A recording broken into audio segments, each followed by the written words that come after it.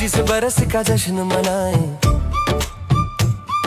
सब साथी मिल झूमे गाएं। नया सवेरा जाग उठा है, चारों ओर उमंग जगाए। जय आरसीएम, जय आरसीएम। सबसे पहले सम्मानीय श्री त्रिलोकचंद जी, आप विश्वास कीजिए, मैंने इतना प्रेम से भरा हुआ व्यक्ति और इतने शुभ विचारों से भरे हुए व्यक्ति बहुत अरसे के बाद देखा है। तो आपके इस अच्युत प्रेम के लिए और आपके इन शुभ विचारों के लिए आपका अभिनंदन। देखिए, अगर हम देखें तो हम 10 लोगों के परिवार को इकट्ठा नहीं कर पाते, लेकिन कमाल की बात है कि भीलवाड़ा जैसे शहर में रहते हुए आज आप 20 लाख परिवारों को मुखिया के तौर पर यहाँ पर स्थापित हैं।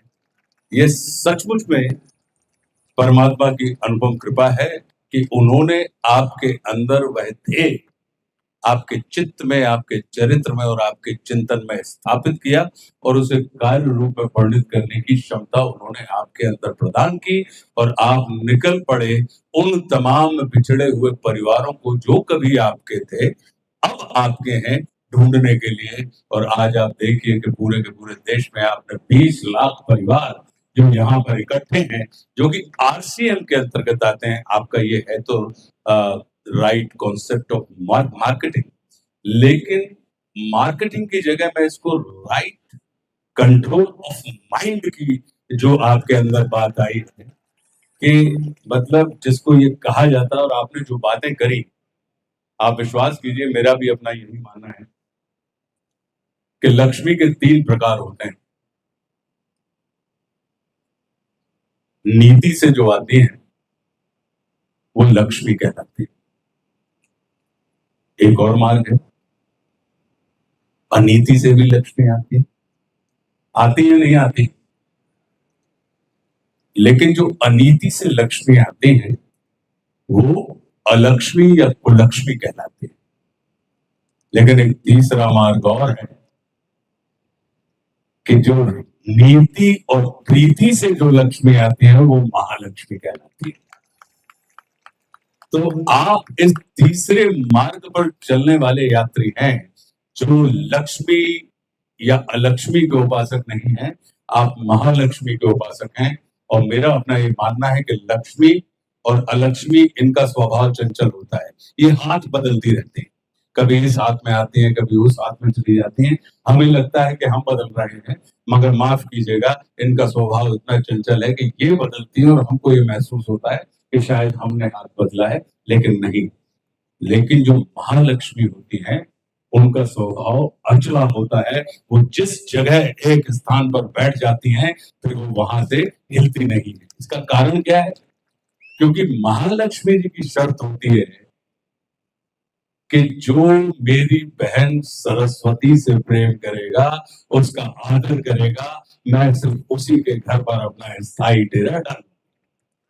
तो महालक्ष्मी के लिए सरस्वती, अब सरस्वती क्या करती है?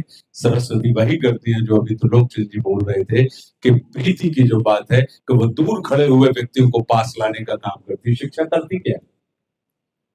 शिक्षा जो करती है वो ये करती है कि दूर खड़े हुए व्यक्ति को पास लेकर जो आ जाए, अगर ये अवस्था है तो उससे शिक्षा करिए, मानिए।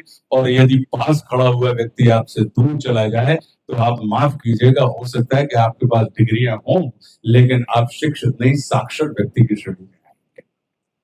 तो लिटरेसी, लिटरेट होना और एडुकेटेड होना दो अलग अलग चीजें हैं। मुझे ये जान के बड़ा सुख मिला, आनंद मिला कि आपका पूरा का पूरा कॉन्सेप्ट जो है वो शिक्षा के ऊपर है कि आप दूर खड़े हुए व्यक्ति को पास लेके आना चाहते हैं, ना कि वो धन। धन कहते हैं ना सर इसको, लक्ष्मी को क्या कहते हैं? गणित थोड़ी तो आती होगी, तो धन का निशान, धन का मतलब क्या होता है? जब अपन गणित में लगाते हैं बोले के साथ धन है मतलब प्लस, तो जो जोड़ने का काम करे वही संपत्ति धन कहलाती है, जो तोड़ने का काम करे वो संपत्ति धन की श्रेणी में नहीं आती है। इसलिए उसका जो साइन भी है जोड़ने का। वो अगर आप देखेंगे तो दोनों एक दूसरे को कहीं ना कहीं एक दूसरे को बीच में से मध्य में से लोगों को लगता है काट रहे होते हैं, लेकिन मेरा अपना ये मानना होता है वो सेपरेट नहीं कर रहे होते हैं, वो एक दूसरे के साथ अपना अस्तित्व शेयर कर रहे होते हैं, तब कहीं जाके वो धन की स्थितियां बनती हैं। तो मैं बहुत आनंदित हूँ। दूसरी चीज, एक और चीज कहता हूं सर, आपका भाषण जब चल रहा था तो बहुत सारे विचार प्रतिविचार मेरे अंदर खड़े हो रहे थे।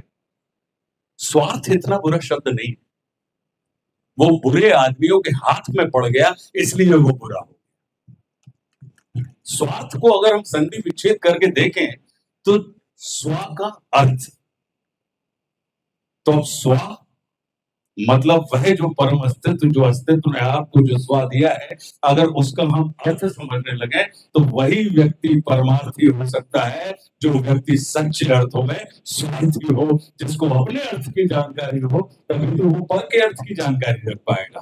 पता लगा कि हमें अपने अर्थ की जानकारी नहीं है, तो हम आपके अर्थ के पोषण के लिए, आपके अर्थ के रक्षण के लिए हम कहां से समर्थ हो पाएंगे।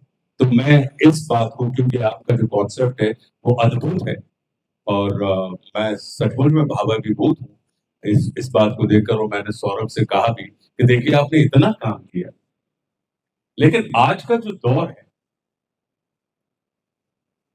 पहले क्या होता था कि पहले लोग करने वालों को पसंद करते थे, लेकिन इस चक्कर में क्या हुआ कि करने वालों ने कहना बंद कर दिया।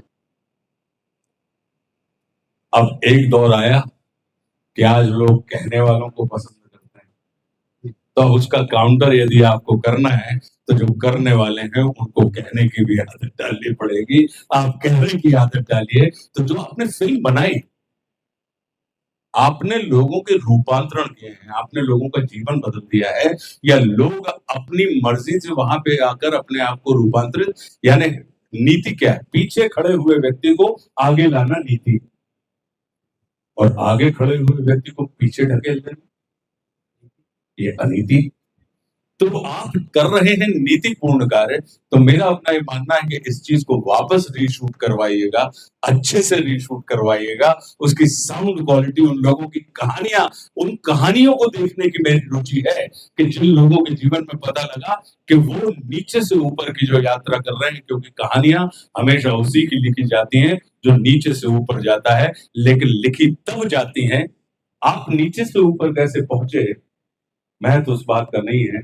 ये जगत हमारे और आपके व्यक्तित्व का वैल्यूएशन तब करता है जब आप ऊपर से नीचे उतर रहे होते हैं। तो ऊपर से नीचे जब आप किस गरिमापूर्ण तरीके से उतर रहे होते हैं, उस समय लोग आपके और हमारे व्यक्तित्व की तुलना करते हैं कि आप देखिए, क्योंकि ऊपर पहुंचने के बाद सिर्फ दो मार्ग होते हैं कि या तो आप उतरेंगे या आप गिरेंगे।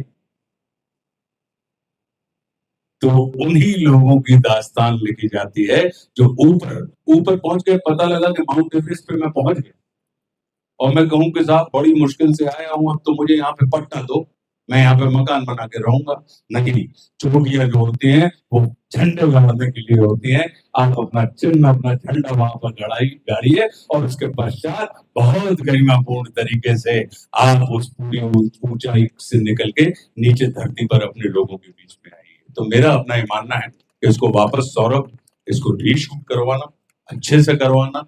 मुझे, मेरे जैसे व्यक्तियों को उन लोगों की कहानी देखने में रुचि है कि कैसे कोई व्यक्ति शेष होते हुए अपने अंदर सुप्त अवस्था का जो विशेष तत्व है उसको किसी के संपर्क मात्र से जागृत करता है, और फिर वो शेष से विशेष हो जाता है, और जब विशेष हो जाता है तो वो अपने संपर्क में आने वाले समस्त शेष लोगों को वापस विशेष बनाने का काम करता है। एक और बात आपके भाषण में साहब बहुत अच्छी लगी है। आपने कहा कि परमात्मा से हम प्रेम करें। बिल्कुल, कितनी अच्छी बात कही, और ये मुझे लगता है अनुभवजन्य सत्य बात होगी। मेरा, आप लोगों ने, बहुत से लोग होते हैं कि जो मछली पकड़ने का काम करते हैं शौक के तौर पे, व्यवसाय के तौर की बात मैं नहीं कर रहा हूँ, एक उदाहरण देने के लिए समझा रहा हूँ। तो जब आप मछली पकड़ने किसी तालाब में, किसी नदी के किनारे जाते हैं, तो कांटे में आप क्या फंसाते हैं, जो आपको पसंद है या जो मछली को पसंद है?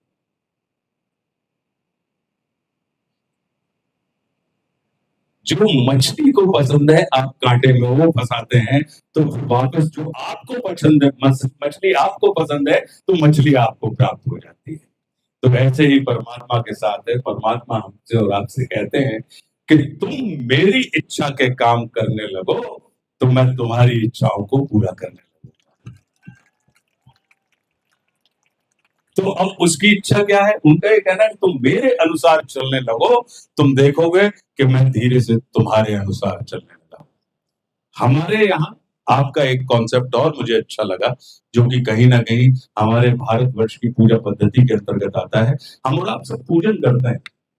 हमने परमात्मा की पूजा पूजा अभी की और हमको अभी परिणाम चाहिए होता है, लेकिन परमात्मा का ये वादा है उस परम सत्ता का कि तुमने अभी किया है ना, तो मैं तुम्हें कभी दूंगा। तो ये जो अभी और कभी का चक्कर है, मुझे लगता है कि आपकी जो 25 वर्षों की यात्रा रही है, ये निश्चित रूप से आपने तभी किया था और आपको अभी मिल रहा है। तो ये अद्भुत आनंद और उत्साहित करने वाला विषय है। तो बहुत बहुत अभिनंदन।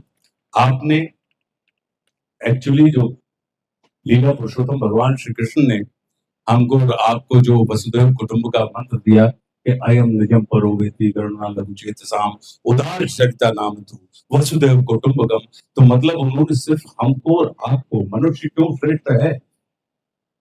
क्या बाकी योनियां परमात्मा ने जो बनाई है, पशुओं की हो, पक्षियों की हो, पेड़ों की हो, पहाड़ों की हो, लेकिन मनुष्य को श्रेष्ठतम योनि कहा गया और हमसे ये कहा गया कि भाई देवता लोग भी मनुष्य के रूप में जन्म लेने के लिए तरसते हैं। इसका कारण क्या है? आप सारी की सारी प्रजातियों को देख लीजिए, ये सिर्फ अपनी प्रजाति के हित के लिए या अपनी प्रजाति से ही जुड़कर रहते हैं। मनुष्य एकमात्र परमात्मा की ऐसी रचना है कि वो चाहे चर हो, अचर हो, जड़ हो, चेतन हो, पशु हो, पक्षी हो, पहाड़ हो, पौधे हो, इन सब से जुड़कर रहता है और वो चाहे तो इनका पोषण भी कर सकता है, इनका रक्षण भी कर सकता है और चाहे तो इनका शोषण भी कर सकता है, क्योंकि मनुष्य के अंदर वो सारी की सारी क्षमता होती है। तो मुझे लगता है कि आपका ये जो ह्यूमन वाला कॉन्सेप्ट है कि आपने जो कहा कि भारतवर्ष मात्र भूखंड नहीं है, जी, भारतवर्ष एक भावखंड है और किसी भी राष्ट्र के व्यक्तित्व का आकलन उस राष्ट्र की जमीन के माध्यम से नहीं नापा जाता, उस राष्ट्र में रहने वाले नागरिकों के जमीन के माध्यम से नापा जाता है। उस राष्ट्र को रुतबा ये संपूर्ण विश्व भूखंड के आयतन में नहीं देता, वो उस राष्ट्र में रह रहे नागरिकों के भावखंड के आयतन से उसको आंकता है। तो ये भारत के पास, क्योंकि भारत की भाषा कभी भी इनकार की भाषा नहीं है। भारत हमेशा से स्वीकार के भाव से भरा रहा, इस वजह से उसने अपने जीवन में जो कुछ भी आया उसको पूरी अस्मिता के साथ स्वीकारा। स्वीकारने का मतलब ये होता है, आपको अगर किसी से मित्रता करनी हो तो कैसे कर सकते हैं? स्वीकार भाव, उसे अपनाना है। आपको अपनाना पड़ेगा, मतलब एक्सेप्ट, एप्रिशिएट एंड एक्नॉलेज। अब आप कहेंगे एक्सेप्ट तो कर लिया, लेकिन हम एप्रिशिएट, अभी आरसीएम क्या कर रहा है? त्रिलोक चंद्र जी कहीं ना कहीं एक्नॉलेज भी कर रहे हैं आरसीएम के पुरुषार्थ को, एक्सेप्ट भी कर रहे हैं और इस आयोजन के माध्यम से वो एप्रिशिएट भी कर रहे हैं। हम एप्रिशिएट करें और एक्सेप्ट और एक्नॉलेज ना करें तो हमको आनंद नहीं मिलेगा। हम एक्नॉलेज कर लें लेकिन एक्सेप्ट और एप्रिशिएट ना करें, आनंद नहीं मिलेगा। हम एक्सेप्ट कर लें किसी को लेकिन एक्नॉलेज और एप्रिशिएट ना करें तो हमें आनंद नहीं मिलेगा। तो आनंद की ये जो प्रक्रिया है, जो मुझे समझ में आया, आपके इतने बड़े परिवार जो पूरे राष्ट्र में आपने खड़ा किया है, तो उसके पीछे आपका मंतव्य, आपका ध्येय, क्योंकि इंसान की सफलता या इंसान का नाम उसे प्राप्त लक्ष्यों से नहीं होता, उस व्यक्ति के अंदर स्थित ध्येय से होता है। क्योंकि टारगेट ऑफ लाइफ और पर्पस ऑफ लाइफ, ये दो चीजें अलग होती हैं। तो टारगेट ऑफ लाइफ तो संसार में ऑलमोस्ट हर आदमी पूरा कर लेता है, अचीव कर लेता है, लेकिन विरले ही होते हैं जो पर्पस ऑफ लाइफ तक पहुंच पाते हैं, और वो कहीं ना कहीं अपने ही नहीं, अपने से जुड़े समस्त लोगों के पर्पस को, उद्देश्य को पूरा करने के हेतु भी होते हैं और सेतु भी होते हैं। सर आपने तो सवाल क्या पूछा था यार? सवाल सवाल हमारा था आरसीएम परिवार में आपको कैसा लगा, और आपने जो जवाब दिए हैं सर, आपने मेरे अगले 2-3 सवालों को भी इसमें ऑलरेडी ले लिया है। तो उनको काट दो। तो आगे बढ़े सर। जी बिल्कुल। तो अभी सर जब आप वैल्यू सिस्टम की और जो सब बातचीत आप कर रहे थे, बहुत ज्यादा ये इतनी अलाइंड है जो भी हम आरसीएम की वैल्यूज पे बात करते हैं। इस पूरे संदर्भ में जब आप आरसीएम परिवार में आए हैं और आपने देखा, तो आपको कैसे लगता है कि जो हम आत्मनिर्भर भारत की तरफ तैयारी कर रहे हैं, जो हमारी इतनी बड़ी फोर्स, हमारे इतने लोग उस पर काम कर रहे हैं, उसमें हम कैसे कंट्रीब्यूट करें? इसमें सिर्फ मैं एक चीज ढूंढना चाहूंगा जी, इस जगत में कोई भी व्यक्ति सेल्फ मेड नहीं होता, ध्यान रखिए। आत्मनिर्भर भारत के साथ साथ इसको परस्पर निर्भर भारत की अगर हम दिशा में बढ़ जाए कि हम और आप एक दूसरे की परस्परता के माध्यम से, एक दूसरे की निर्भरता से, एक दूसरे के भार को उठाकर निर्भर करने की दिशा में हम बढ़ रहे हैं, वही आत्म परिष्कार का विषय होता है। तो मैं इसको बिल्कुल ऐसे ही देखता हूँ। और इस चीज में मेरा अपना मानना हुआ है कि एक चीज होती है प्राइस। तो प्राइस किसकी होती है? जो भी सकते हैं। हाँ, तो जो बेच सकता है उसको क्या कहा जाता है? वस्तु। तो कीमत जो होती है, प्राइस होती है, वो वस्तु की होती है, और व्यक्तियों के पास मूल्य होते हैं, वैल्यू होती है। तो अब ये चुनाव हमें करना है कि हम व्यक्ति से वस्तु की यात्रा करना चाहते हैं बाजार में खड़े होकर, या हम व्यक्ति रहते हुए बाजार को परिवार में कन्वर्ट करना चाहते हैं। क्योंकि हमारे यहाँ भारतवर्ष में व्यापार को क्या कहा जाता था पहले? हम तो, मैं गाड़रवाना का रहने वाला हूँ, मध्य प्रदेश में बहुत छोटा सा गांव है। तो हमारे यहाँ पता लगा कि महीने में दुकानों के ऊपर पता लगा राशन आ रहा है, तो 1 तारीख से 5 तारीख के बीच में राशन वाले का हिसाब हो जाता था। तो अगर कभी कभार हम लोगों को कुछ सामान लेने जाना पड़ता था, तो हम उसी दुकान पर पहुंचते थे, और उस दुकान पर पहुंच के हम सामान लेते थे और हम अपने घर आ जाते थे। तो ये कहा जाता था कि उस दुकान पर हमारा व्यवहार चलता है। तो व्यापार जो है वो मूलतः व्यवहार की श्रेणी में आता है। तो अगर हमारा और आपका व्यवहार एक दूसरे के साथ चलने लगे, तो आप विश्वास कीजिए हमारा व्यापार जो है वो निश्चित रूप से कहीं ना कहीं हमको और आपको। अमीर क्या होता है? अमीर और गरीब किसको कहेंगे आप? जिसके पास इनफ है। अगर आपकी आवश्यकताएं आपकी आमदनी से अधिक है, तो आप गरीब, चाहे फिर आप अरबों रुपए करेंगे। और यदि आपकी आवश्यकताएं आपकी आमदनी से कम है, तो आप अमीर हैं, और फिर चाहे आप 1000 रुपए रोज कमाने वाली स्थिति। तो जो पूरी की पूरी आपकी बातचीत में मुझे समझ में आई थी, वो ये समझ में आई थी कि आप आवश्यकताओं की कमी के ऊपर, कि जो प्राथमिक आवश्यकताएं हैं, कि अब आपने स्वास्थ्य के ऊपर काम किया, आपने सेवा के ऊपर काम किया, आपने संस्कार के ऊपर काम किया। अब संस्कार किसको कहें? मुझे 1 रोटी की भूख है और मेरे पास 1 रोटी है, वो मैंने खा ली, तो ये मेरी प्रकृति है। मुझे 1 रोटी की भूख है, मैंने 4 रोटी खा ली, ये मेरी प्रकृति का प्रमाण। और मेरे पास 1 रोटी है और मैंने उसमें से अपनी आधी रोटी अपने साथ वाले को खिला दी, ये हमारी संस्कृति का प्रमाण। तो ये जो परस्पर निर्भरता की बात होती है, तो मेरा मानना है कि अगर परस्पर निर्भरता के मार्ग पर चलते हैं, तो फिर कहीं ना कहीं हमारी आत्मा का परिष्कार हो जाता है, और उसको कालांतर में लोग आत्मनिर्भर कह देते हैं कि आप अपनी आत्मा के ऊपर निर्भर हैं। क्योंकि अगर देखा जाए तो यहाँ जितने लोग बैठे हैं, जैसा कुटुंब की बात कर रहे थे, परिवार की बात कर रहे थे, वो क्या था? जब तक मेरे अंदर आपकी पीड़ा, मेरी पीड़ा नहीं बनेगी, तो मुझे कभी आपके काम में नहीं आ सकता। तो ये कब बनेगी? जब हम आत्मिक रूप से एक दूसरे के साथ जुड़े होंगे, तब आपको होने वाला कष्ट मेरे भी कष्ट का कारण बनेगा, और फिर मैं अपनी क्षमता से आपके कष्ट के निवारण के लिए प्रयास करने लगूंगा। और जब आपके कष्ट का निवारण हो जाएगा, तो हम और आप दोनों इष्ट यानी परम आनंद की स्थिति में हो जाएंगे और एक दूसरे के प्रति सतत एक दूसरे के साथ जुड़े रहेंगे। तो मेरा ये मानना है कि ये जो कॉन्सेप्ट आपका है, अब चूंकि हमको और आपको पश्चिम का हमारे ऊपर बहुत प्रभाव है और पश्चिम ने हमेशा से धन की भाषा बोली है। हम 10 सफल लोगों की सूची अगर फॉरवर्ड करके कोई मैगजीन में अगर हम देखते हैं तो उसमें हम देखते हैं कि 10 सफल लोग कौन है, तो उनकी आमदनी लिखी होती है कि इनके पास इतने हजार करोड़ रुपए है। तो हर बच्चे को, हम जैसे आप जैसे सब लोगों के अंदर ये मैसेज जाता है कि अगर अपने आप को सफल लोगों की श्रेणी में खड़ा करना हो तो धन कमा लेना, क्योंकि धन कमा लोगे तो तुम्हारा नाम मैगजीन में छप जाएगा। वो हमारे गुणों को नहीं छापते, वो हमारे उन चीजों को नहीं छापते। अगर वो किसी की संघर्ष यात्रा भी छापते हैं तो तब छापते हैं जब हम और आप आर्थिक रूप से उस पैमाने पर कहीं ना कहीं अपने आप को स्थापित कर पाने में सफल है। और हमारा भारत क्या है?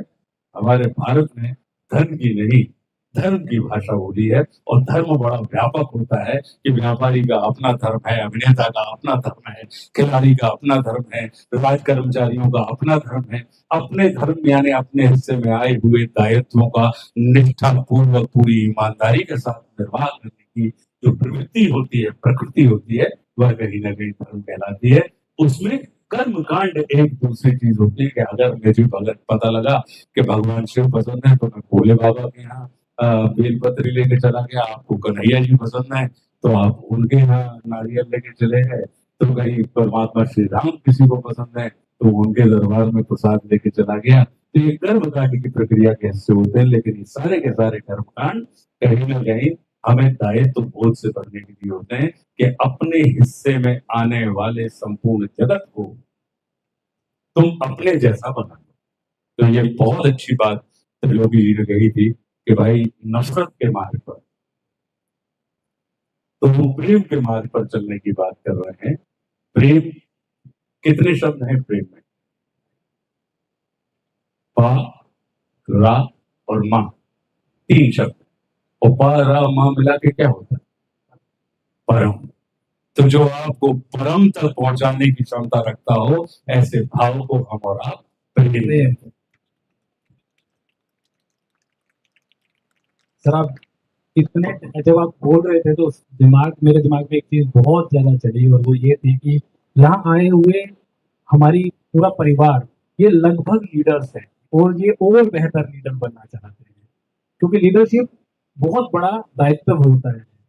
तो इन सबको आप क्या संदेश देंगे कि लीडर बनने? देखिए, लीडरशिप बहुत कमाल की चीज है। लीडरशिप जो है, it is not a matter of position, it's a matter of state. हम और आप दुकानों में जाते हैं, रेस्टोरेंट में, तो आपने देखा होगा कि दरवाजे पर पुल और पुश लिखा होता है, लिखा होता है जब दरवाजा घुसता है। आपने देखा होगा कि कभी कभी जहां पुल लिखा होता है वहां पुश कर देते हैं, और जहां पुश लिखा होता है वहां पे हम पुल करने लगते हैं। तो लीडरशिप को सबसे बड़ा सूत्र लीडरशिप का यह होता है कि लीडर अपने पीछे चलने वालों की पोजीशन नहीं बदलता, वो अपने पीछे चलने वालों की प्रकृति से स्वयं की पोजीशन को बदलता रहता है। वो जानता है कि कब मुझे पीछे से पुश करना चाहिए और कब मुझे ऊपर खड़े होकर इनको पुल करना चाहिए, क्योंकि लीडर जो होता है वो लैडर के जैसा होता है। लैडर यानी सीढ़ी। सीढ़ी क्या काम करती है? वो नीचे खड़े हुए लोगों को ऊपर ले जाने का काम करती है और ऊपर खड़े होने हुए लोगों को उतरने में सहयोग करती है, गिराने में नहीं। अन्यथा ऊपर पहुंचने के बाद वो उतरेंगे कैसे? आप गिरेंगे। तो ये जो लैडर के जैसा काम करे कि पीछे खड़े हुए को आगे पहुंचा दे और आगे खड़े हुए को और आगे पहुंचा दे, ऐसी वाली स्थिति की जो मानसिकता होती है वो लीडर की मानसिकता होती है। मेरा अपना ही मानना है। आपने देखा होगा, हमेशा आगे चलने वाले को आप लीडर मत मानिए, क्योंकि ये जगत परमात्मा ने गोल बनाया है। हमसे कहा जाता है ना ब्रह्मांड गोल है, तो गोले में घूम के जरा देखिए, गोला में इसलिए बनाया है कि जो आगे चल रहा है वो किसी के पीछे चल रहा है, और जो किसी के पीछे चल रहा है वो किसी के आगे चल रहा है। तो गोले में घुमा रहा है परमात्मा। वो इसलिए बता रहा है कि अगर तुम आगे चल रहे हो तो आगे चलने के अहंकार से मत पड़ो, अपने आगे देख लो तो तुमको समझ में आ जाएगा कि तुम किसी के पीछे घूम रहे हो। और अगर तुम पीछे चल रहे हो तो पीछे चलने की ग्लानि से मत ग्रस्त हो। तुम जब अपने पीछे पलट कर देख लो तो तुम पाओगे कि तुम किसी के आगे चल रहे हो। तो ये लीडरशिप का कॉन्सेप्ट होता है कि हम और आप सर्कल में घूम रहे हैं, कोई किसी के आगे नहीं है और कोई किसी के पीछे नहीं है। जो आगे है वो किसी के पीछे है और जो पीछे है वो किसी से आगे है। बस हमें ध्यान इस बात का देना है कि हम अपने आगे और पीछे, क्योंकि आगे चलने वाला वही कुशल व्यक्ति होता है जिसके अंदर पीछे चलने की क्षमता। अगर आप पीछे चलने का हुनर रखते हैं तो विश्वास कीजिए जब भी कभी आप आगे चलेंगे तो आगे चलने के आपके अंदर एक कमाल की दक्षता होगी और कमाल का। धन्यवाद सर। अभी एक अनुरोध आपसे है, और ये अनुरोध मैं श्योरली कह सकता हूँ सिर्फ मेरा नहीं है, यहाँ बैठे हर व्यक्ति का अनुरोध है, आरसीएम परिवार का। जी बताइए। कि सर आप अभिनेता तो कमाल के हैं, बहुत ही कमाल के हैं, लेकिन हम जब आपकी बुक्स पढ़ते हैं, जब आपकी कविताएं पढ़ते हैं और जब हम आपकी वो कविताएं कहीं सुनते हैं तो वो एक अलग ही भावना में चले जाते हैं। तो आज हमारे पीसी सर का जन्मदिन भी है। अरे वाह, आप परम यशस्वी हो, दीर्घायु हो और परमात्मा आपको परम स्वस्थ रखे और जीवन में ऐसे ही आपके सारे शिव सर्कल पूरे होते रहें। आपको मेरी खूब खूब खूब सारी शुभकामनाएं। सर, और सर भी थोड़े मतलब सर बहुत अच्छा इंटरेस्ट भी रखते हैं और लिखते भी अच्छा है, पढ़ते भी अच्छा है, बोलते भी अच्छा है, मैंने देखा हूँ। तो एक सर आज अगर आपकी तरफ से आपकी कुछ कविता हो जाए, कुछ हम आपसे सुन पाए तो। नहीं, बिल्कुल मैं सुनाऊंगा। और चूंकि चर्चा की शुरुआत चूंकि हमने टीसी जी के, त्रिलोकी जी के, सर इस कविता के बाद पर नीचे जाना है ना जी, इसलिए मैं खड़ा हूँ। जैसा आप इजाजत। टीसी जी ने बड़ी अच्छी चर्चा की शुरुआत की थी और एक श्रद्धेय श्री रामधारी सिंह जी दिनकर ने विपत्तियों के ऊपर बहुत कमाल लिखा और हम ये मान के चलते हैं कि जैसे आपने कहा अपने भाषण में कि चुनौतियां आपको मिटाने का काम नहीं करती, चुनौतियां आपको बढ़ाने का काम करती, वो आपके अंदर सुप्त पड़ी हुई ऊर्जा को जागृत करने का कार्य। वे बाधाएं, पुरुषार्थी लोग जो होते हैं जो बाधक को भी साधक बना लेते हैं, तो उसके ऊपर उन्होंने लिखा हुआ है दस्तगति में, वो अद्भुत बात लिखते हैं। और उनका ये मानना है कि अगर आपने परमात्मा के हाथ में, अगर आपने अपने आप को छोड़ दिया मन कर्म वचन से, तो जो जगदीश्वर है, जो जगत को देने वाला दाता है, वो आपके लिए दूत बनने को भी तैयार हो जाता है और उस संसार के सामने अपने जगदीश्वर जो है वो हाथ फैला देता है। तो ये बहुत अद्भुत एक जो रचना है, तो उसका एक हिस्सा मैं आपको सुनाता हूँ कि हो गया पूर्ण अज्ञातवास, पांडव लौटे वन से साहस, पावक में कनक सदृश कर, वीरत्व लिए कुछ और प्रकार, नस नस में तेज प्रवाह लिए कुछ और नया उत्साह लिए। सच है विपत्ति जब आती है कायर को ही दहलाती है, और शूरमा नहीं विचलित होते, क्षणलेख नहीं धीरज खोते, विघ्नों को गले लगाते हैं, कांटों में राह बनाते हैं, मुख से न कभी उफ कहते हैं, संकट का चर न कहते हैं, जो आ मिलता सब सहते हैं, उद्योग निरत रहते हैं, और शूलों का मोल नसाने को, शूलों का मोल नसाने को और पर खुद विपत्ति पर छाने को, है कौन विघ्न ऐसा जग में टिक सके वीर नर के मन में, खम ठोक ठेलता है जब नर, पर्वत के जाते पांव खड़, और मानव जब जोर लगाता है पत्थर पानी बन जाता है। और गुण बड़े एक से एक प्रकार, जो आपने बोल रहे थे कि गुण बड़े एक से एक प्रखर हैं छिपे मानवों के भीतर। मेहंदी में जैसे लाली हो, वर्तिका बीच उजियाली हो, और बत्ती जो नहीं जलाता है रोशनी नहीं बह पाता है। और पीसा जाता जब इक्षुदंड, मतलब गन्ना पीसा जाता जब इक्षुदंड, झरती रस की धारा अखंड। और मेहंदी जब सहती है प्रहार, बनती ललनाओं का श्रृंगार। और जब फूल पिरोए जाते हैं हम उनको गले लगाते हैं। तो ये अगर हम पुरुषार्थी हैं तो पुरुषार्थी व्यक्ति का जो चित्त होता है वो बिल्कुल वो जीवन में बाधाओं में भी, बाधक में भी साधक देखने की दृष्टि रखता है। क्यों? क्योंकि उसका पूरा का पूरा मानना है कि जो शत्रु होते हैं वो आपके मिटाने के लिए नहीं आते हैं, वो आपके अंदर सुप्त पड़ी हुई ऊर्जा को जागृत करने के लिए आते हैं। फिर शत्रु ही होते हैं हमारे जो हमें अक्षम से सक्षम बनने की प्रेरणा देते हैं। वे हमारे शत्रु ही होते हैं जो हमें असुरक्षा में डालकर सुरक्षा की ओर जाने की प्रेरणा देते हैं। वो हमारा शत्रु ही होता है जो हमें सचेत, सदैव सजग, सतर्क और चौकन्ना रहने के लिए विवश करता है। इसलिए शत्रु तिरस्कार का नहीं, नमस्कार का पात्र है। तो अपने शत्रु को नमस्कार करके देखिए, आप देखेंगे कि वो आपका परिष्कार कर देगा। क्यों? क्योंकि शत्रु जो होता है वो क्रोध का विषय नहीं होता, वो शोध का विषय होता है और वो बोध का विषय होता है। तो जिन भी लोगों ने अपने शत्रुओं को यानी अपनी बाधाओं को, चाहे वो व्यक्ति के रूप में हो, चाहे स्थिति, परिस्थिति, मनस्थिति के रूप में हो, तो उन्होंने स्वीकार किया है, वो उनका निर्माण करते थे। बहुत अच्छे सर, मंत्र मुग्ध बोलते हैं। अभी तक मेरे रोंगटे खड़े हैं जब आप बात कर रहे थे तो इतनी गहरी जा रही थी। सो एक तो सर मैं परिवार की तरफ से आपका धन्यवाद करना चाहूँगा